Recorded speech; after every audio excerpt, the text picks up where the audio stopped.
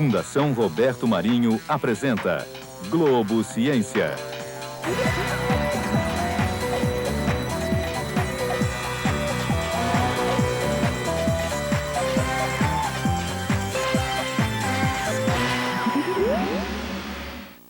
Olá, olá! Estamos em Campinas, no belíssimo Parque do Taquaral. Campinas é um grande polo de ciência, onde estão reunidos centros de pesquisa, universidades e institutos, que são referência em todo o Brasil. No Globo Ciência de hoje, vamos falar sobre alimentos. Vamos descobrir como eles chegam às nossas cidades e como eles ficam fresquinhos, prontos pra gente comer. O programa está começando.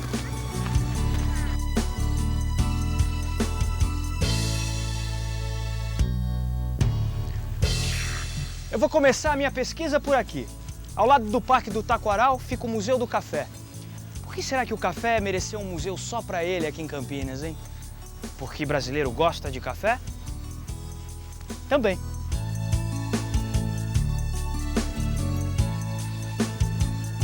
A vocação científica de Campinas começou justamente com o apogeu do café por essas bandas lá pelo século XIX. E foi também a aristocracia cafeira da região que influenciou o imperador Dom Pedro I a criar a Imperial Estação Agronômica, a primeira instituição científica aqui de Campinas. Ela tinha como objetivo a melhoria da cultura do café e a diversificação agrícola. Hoje, a antiga Estação Imperial é o Instituto Agronômico de Campinas, uma referência nacional e internacional nas pesquisas agrícolas. Esse é o Casarão dos Azulejos, uma construção típica da época do café. Hoje, aqui funciona o MIS, o Museu da Imagem e Som. Quando esse palácio era habitado por um barão do café, a cidade de Campinas era bem diferente. O espaço onde ela cresceu, antes, era ocupado por plantações de café e umas rocinhas que enchiam as mesas dos barões e dos trabalhadores também. Hoje, a gente não vê plantação nenhuma, nem de café e nem de nada. Então, como será que Campinas faz para alimentar os seus quase 900 mil habitantes? De onde vem a comida? Eu espero que de perto, né? Porque o meu estômago acabou de me lembrar que eu tô sem o café da manhã. Maravilha de sanduíche, hein? Onde é que vocês compram os ingredientes? Alface, tomate, pepino, cebola, isso vem diretamente do Ceasa. Agora o hambúrguer é feito aqui mesmo, a preparação é nossa. Por que vocês não compram hambúrguer no supermercado? Porque geralmente no mercado eles colocam mais ingredientes para o hambúrguer conservar mais tempo na prateleira. E o nosso, além de ser fresquinho, diretamente para a mesa do cliente, vem com a pesagem um pouquinho maior, de 130 gramas. Maravilha, obrigado. Bom apetite. Valeu. Bom, agora eu queria saber como a comida chega à feira. De onde ela vem? Porque para onde ela vai, isso eu já sei. Quando eu era criança, minha mãe vivia dizendo: Emílio, vamos pra feira comigo, filho, vamos pra feira. Eu falava: tá bom, mãe, tudo bem. Bom, depois eu cresci e nunca mais vim. Parece que a feira mudou muito, viu? Antigamente você chegava, comprava o seu alface e pronto. Hoje, além de saber se você quer a lisa ou a crespa, você tem que escolher entre a orgânica, a convencional ou a hidropônica. Muito prazer, Zé Maria. Prazer, tudo bem?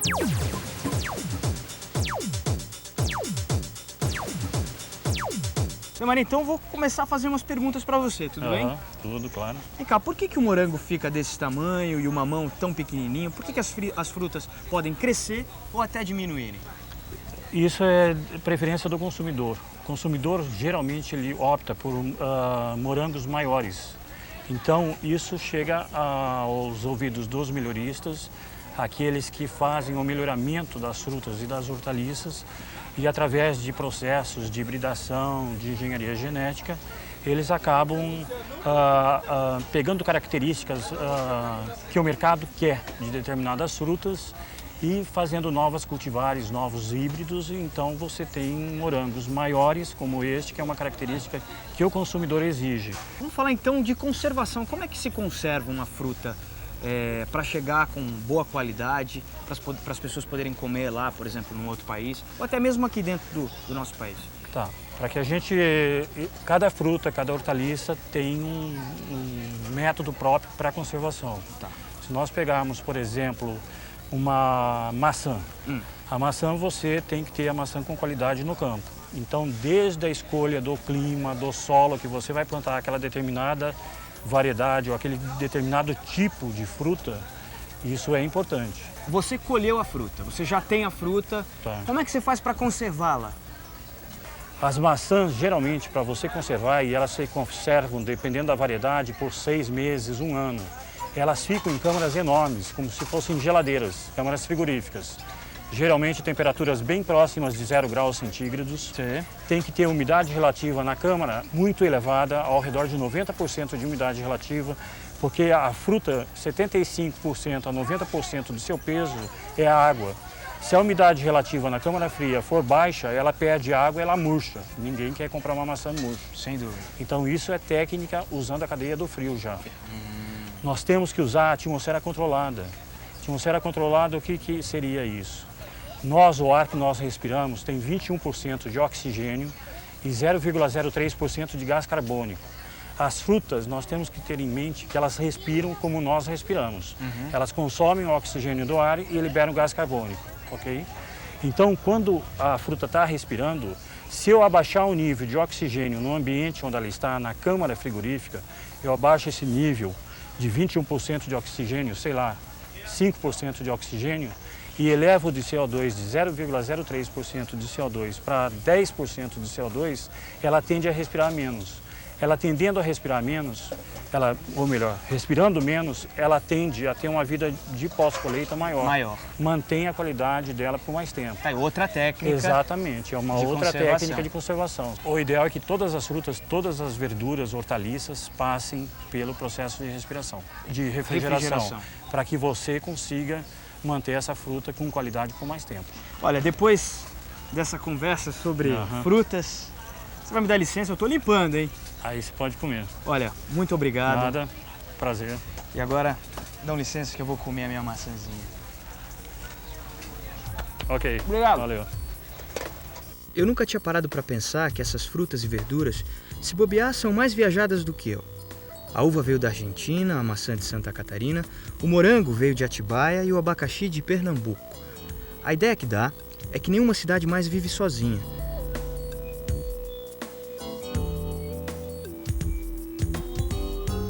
Me lembrei da minha visita ao Museu do Café e do Instituto Agronômico de Campinas, antiga Imperial Estação Agrícola. Quem sabe aqui eu não tenho uma pista sobre a conservação dos alimentos.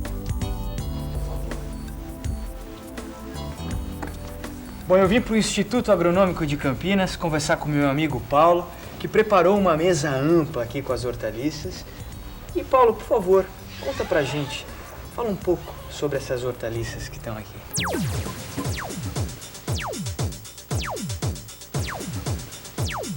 Ok, bom, as hortaliças elas representam o que há de melhor hoje para a saúde humana, né? Além da alimentação, arroz, feijão, elas não só complementam, como são muito importantes. Paulo, eu tô querendo saber um pouco mais sobre a conservação dos alimentos, né? Ok. Eu queria saber se depende alguma coisa de um bom trato, de um bom cultivo, até ter um resultado positivo na conservação, por exemplo, das hortaliças? Ok, se fala muito em transporte, mas isso é o pós-colheita, né? Em durabilidade na prateleira, mas é fundamental o início. Então, uma boa semente, uma muda, né? Que nós temos hoje, se fazem mudas em bandejas, uma muda já bem formada antes de ir para o campo, mais forte, né? Ela se desenvolve melhor. Alguns que nós chamamos tratos culturais. O que vem a ser isso? Uma boa adubação. Um exemplo, uma adubação correta com potássio, eu tenho um pimentão com uma casca mais bem formada, mais forte, mais resistente ao transporte. A irrigação correta é muito importante. Hoje, se irriga pouco, piora a qualidade, produz menos plantas mais murchas.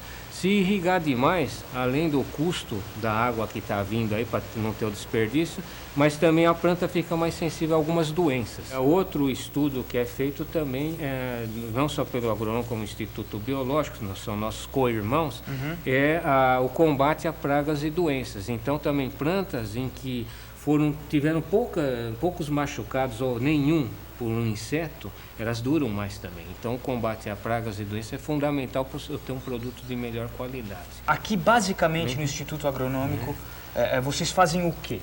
Então são 3 grandes áreas: a área de solos, né, de conservação do solo, manejo da água, adubação. Depois os estudos de fitotecnia, que é o que para chegar aqui. Como plantar, quando plantar, épocas de plantio mais adequadas. Agora, como é que faz para um alimento, ou para uma fruta, ou para uma hortaliça, ficar, por exemplo, com uma carga de proteína maior ou menor, ter uma longevidade maior ou menor? Tem alguma coisa a ver com genética, isso, professor? Tem bastante, né? O tomate, como você citou, existem hoje os tipos longa-vida, né? Que faz durabilidade no transporte e na prateleira, né? E outros para nutrição, mais fortes em nutrientes, tem muito a ver com genética. Aí eu acredito que a professora Vera, desse setor de genética do IAC, com muito mais propriedade, pode comentar. Então, sobre a genética tradicional, a genética molecular, transgênico, biotecnologia, são ferramentas modernas para essa área que você acabou de falar, né? Ligada à nutrição, das hortaliças e outras plantas. Muito obrigado, professor. Ok, prazer. Prazer é todo meu. Ok.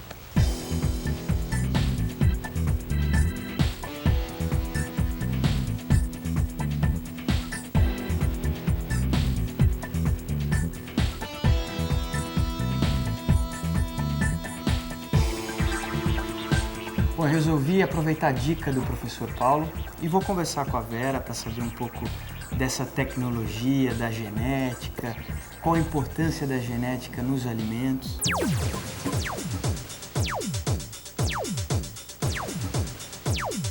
Tudo bom, Vera? Tudo bom, e você, Emílio? Tudo jóia. Olha, a genética, ela entra onde os tratos culturais não chegam mais. Então, se você já está fazendo tudo certinho com a adubação, com a irrigação, como o Dr. Paulo falou, você tem que melhorar o material genético do seu produto. Ou seja, você tem que fazer cruzamentos para incorporar melhores genes, para você ter maior produtividade, para o seu produto durar mais na prateleira, para você ter características mais desejáveis, resistência a inseto, resistência a doenças, por exemplo. Então, basicamente, o que a gente faz com a genética é selecionar materiais que possuem características que a gente tem interesse e cruzar esses materiais com outros materiais para obter produtos melhores. Vera, não ficou claro para mim ainda esse cruzamento genético aí que você está falando, né? Como é que faz? O cara pega uma planta, cruza com a outra, traz para o laboratório, como é que funciona? Na verdade, você tem que ter o seu objetivo, para que você está cruzando. Por exemplo, se você está cruzando para melhorar resistência a inseto, por exemplo. De todas as plantas que existem plantas que vão ser suscetíveis ao ataque do inseto e plantas que vão ser resistentes. E como que a gente vê isso? No campo, submetendo essas plantas ao ataque de inseto. Então, as plantas que são suscetíveis, elas são mais prováveis de gerar descendentes também suscetíveis. Então, a gente não usa essas plantas para cruzamento. A gente usa as plantas que são resistentes. Mas aí uma limitação de tudo isso é quando as plantas não são sexualmente compatíveis. Ou seja, quando você não pode cruzar uma com outra. Ou outra limitação é quando não existe, entre as plantas sexualmente compatíveis, não existe o caractere que você quer. Então, a gente precisa ultrapassar essa barreira. E isso a gente faz através de engenharia genética. A engenharia genética nada mais é do que você introduzir genes de plantas ou de qualquer organismo que não são sexualmente compatíveis. Ou seja, por exemplo, se eu tiver um alho com gene de tomate, isso foi feito por engenharia genética. Se eu tiver um tomate com gene de pimentão, engenharia genética. E os transgênicos, hein?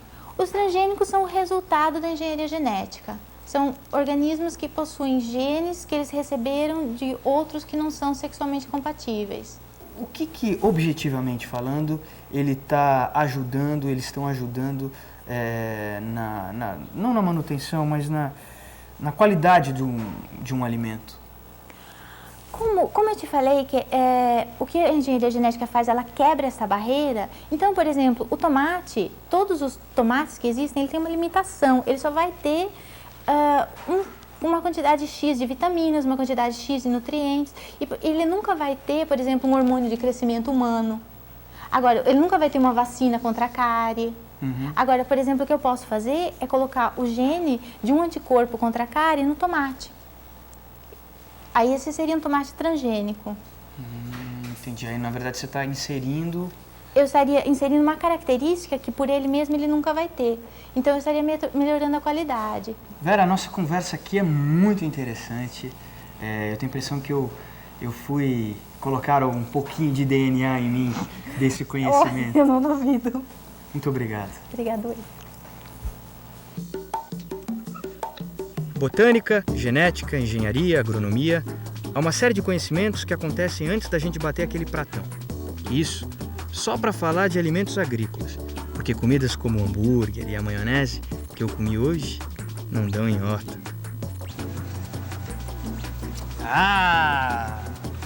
Hambúrguer! Bom, essa embalagem diz que cada hambúrguer contém glutamato monossódico, acidulantes, conservantes, edulcorantes. Bom, eu não tenho a menor ideia do que isso possa ser, mas eu vou descobrir. Eu me lembro que a macarronada da minha avó demorava umas 2 horas para ficar pronta. Isso sem falar na sopa de ervilha, que ficava horas no fogo até a ervilha ficar bem macia. Hoje, basta colocar na água quente e esperar uns minutos e está pronto. Parece até comida de astronauta. Aliás, como será que os astronautas se alimentam? Como esses alimentos são criados? Tá aí uma boa pergunta para o meu amigo Marcelo Gleiser. Bem, nós não estamos na estação espacial, estamos na cozinha da minha casa. Mas não deixa de ser um ótimo lugar para conversarmos um pouco sobre a comida dos astronautas. Existem 2 tipos de alimentos que os astronautas levam para o espaço. Aqueles que são desidratados, ou seja, alimentos normais que precisam de água para serem feitos, ou aqueles já prontos que precisam só ser aquecidos. Os desidratados são os mais interessantes. Por exemplo, aqui eu tenho um sundae de chocolate, ou, por exemplo, você pode também ter uma sopa ou mesmo um picadinho de carne. Todas essas comidas com gosto bastante razoável e precisam ser feitas simplesmente misturando água. Porque na espaçonave não existe refrigerador, então toda a comida tem que ser empacotada, desidratada e esterilizada para evitar problemas. Uma outra coisa importante é certos cuidados que têm que ser tomados quando você come no espaço. Por exemplo, não existe gravidade. Portanto, todos os pacotes de comida estariam flutuando no ar. O mesmo com o garfo e a faca. Por isso que os astronautas têm bandejas magnetizadas e também usam sempre um canudo para poder comer, para eles sugam a comida na verdade. Um caso interessante é o do sal e da pimenta. Como que eles podem colocar sal e pimenta? Por quê? Porque o grão de sal, se você espalha, ele começa a flutuar pela espaçonave e ele entra nos computadores, ele pode entrar nos olhos dos astronautas, pode irritar os olhos, eles podem espirrar porque vai no nariz. Então eles têm que ter uma solução para isso. E a solução que eles têm é que o sal é numa solução com água e a pimenta com óleo, e, portanto, eles são líquidos. E com isso, os astronautas podem comer feito gente no espaço também. Será que esse vai ser o futuro da alimentação? Comida de astronauta? Eu acho que não. Eu acho que o futuro da alimentação vai estar na engenharia genética, provavelmente através dos alimentos transgênicos. Produtos que vão ter mais durabilidade, vão ter maior produtividade e vão custar menos. Com isso, quem sabe um dia a gente resolve um dos maiores problemas da humanidade, que é a fome.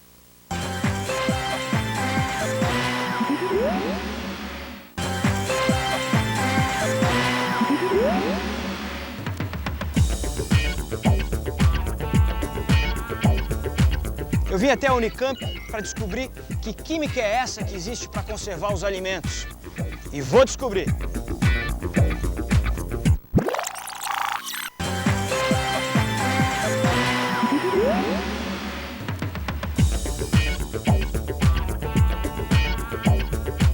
Eu vim até a Unicamp para descobrir que química é essa que existe para conservar os alimentos.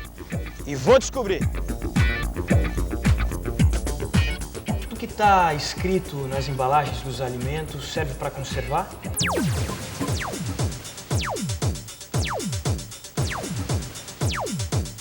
Não. Na embalagem dos alimentos estão escritos todos os ingredientes que estão presentes naquele alimento que você vai consumir. Estão presentes as vitaminas, os nutrientes, os sais minerais e alguns aditivos alimentares, que são utilizados principalmente para deixar o alimento mais gostoso, mais saboroso, mais atrativo e fazer com que o alimento seja consumido num período um pouco maior, conservando o alimento, então, dessa forma. Eu queria que a senhora falasse um pouquinho mais sobre os aditivos. Tá. Os aditivos são substâncias que são utilizadas pela indústria de alimentos com várias finalidades.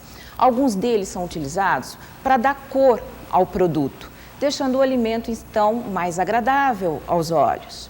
Alguns outros aditivos são utilizados para melhorar o aroma do alimento, que também torna o alimento muito mais atrativo, muito mais gostoso para ser consumido. Outros aditivos são utilizados com a finalidade de conservar o seu alimento por um período um pouco maior, permitindo com que você tenha esse alimento na sua casa ou nas redes dos supermercados por um tempo mais longo. Aqui no nosso laboratório, nós analisamos vários tipos de aditivos e vemos que a indústria brasileira tem uma qualidade muito boa. Outra dúvida, professora. Um hambúrguer como esse aqui diz glutamato monossódico. A senhora sabe o que é isso? Sim, é um aditivo normalmente utilizado nesse tipo de produto para conservar o produto por mais tempo. Quais são os tipos de mecanismos que retardam ou até aceleram a conservação de alguns alimentos, professora? Tá. Na verdade, conservar um alimento significa basicamente você impedir que micro-organismos cresçam nesse alimento, consumam os nutrientes e deixem esse alimento numa condição de não uso. Eu tenho um artigo bem simples, se você quiser dar uma olhadinha, eu acredito que vai esclarecer muito mais as suas dúvidas a respeito da utilização dessas substâncias nos alimentos. Com certeza você vai consumi-los com uma segurança muito maior. Não só eu, como todos nós. Obrigado, professora. Obrigada a você. O artigo que a professora Helena me deu é muito interessante mesmo. Aqui diz que alguns pesquisadores estimam que só 39% da produção agrícola vira comida no prato de alguém. O resto fica pelo caminho, uma parte se perde no plantio e na colheita, a outra no transporte e no armazenamento.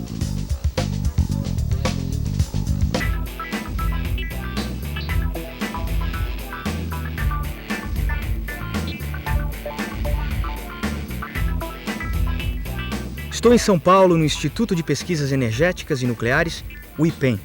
Vim para cá para checar se é verdade o que eu li no artigo. Estava escrito que alimentos de origem vegetal e animal duram mais quando recebem pequenas doses de radiação. Doutor Paulo Hella. Muito prazer, Levi. Tudo jóia? Tudo bem. Paulo Hella aqui é um dos pesquisadores do IPEN. Vem cá, Paulo, me deram esse monitor aqui para medir a irradiação. Será que eu estou radiado?